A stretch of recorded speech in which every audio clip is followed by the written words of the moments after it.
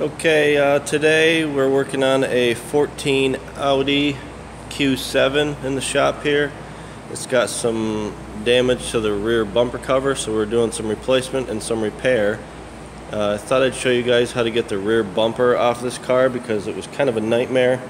It's always nice to, I didn't see any videos on YouTube how to remove this rear bumper cover.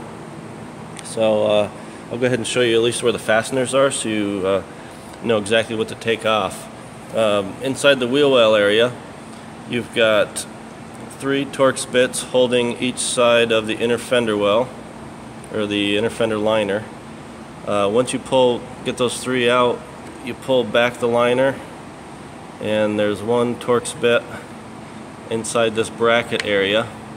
So once you remove that, then the bumper cover is actually held in by the traditional pop-in method on this plastic bracket, as well as in the center of the 2 bumper pieces, it's held in right here.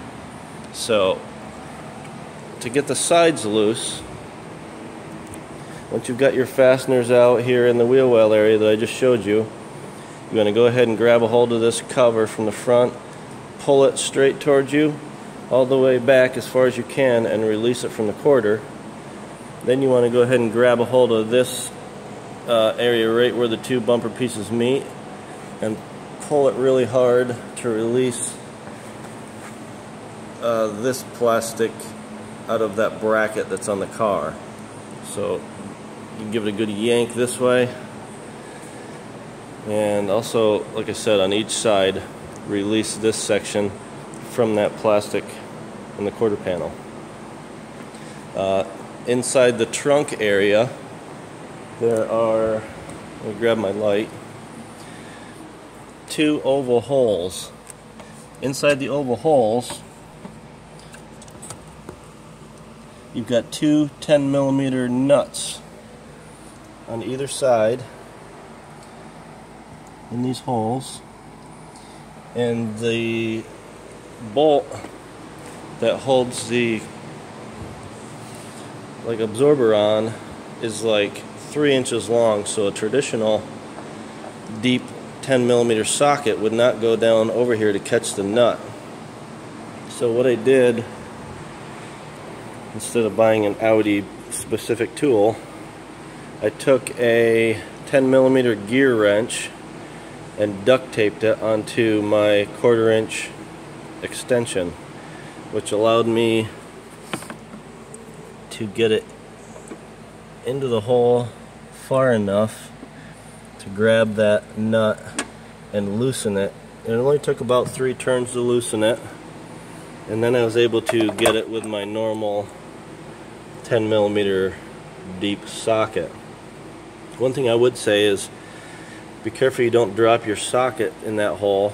I dropped a Craftsman socket in there, which I really don't care about, but I want to retrieve it so it doesn't rattle around. But if you drop this in there, I've tried to get that out so far and I couldn't get it, so it's a nightmare to get a socket or one of these nuts out of that hole. So, you know, tape them on there if you have to. Probably for installation, I'm going to tape the 10mm nut right into the end of the socket with a little bit of 3/4 inch tape. But as far as the plugs go, you've got